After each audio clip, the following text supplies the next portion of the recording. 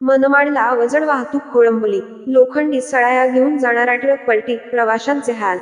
नाशिक जिल्ह्यातील मनमाड शहर हे रेल्वे जंक्शन स्थानक असून मनमाड येथून शिर्डी, नस्तनपूर, त्र्यंबकेश्वर, सप्तशृंगी गड यासह इतर धार्मिक स्थळावर जाण्यासाठी जवळचे शहर म्हणून प्रसिद्ध आहे.